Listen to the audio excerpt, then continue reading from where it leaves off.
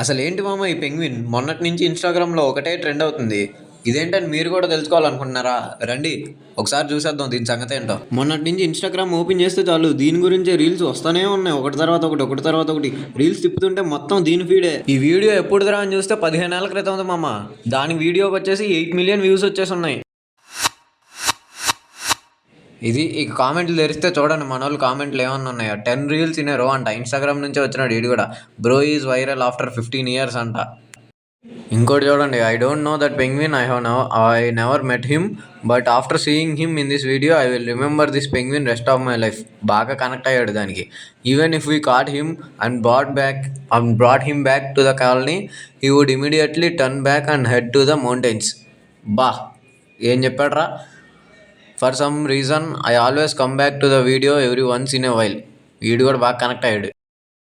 నేను కూడా వీళ్ళ కామెంట్లు చూసి నేను కూడా వీడియో చూసామమ్మ. చూసినాక నాకు అర్థమైంది ఏంటంటే, పెంగ్విన్స్ ఎప్పుడు ఒక గ్రూప్ లాగా ఉంటాయి.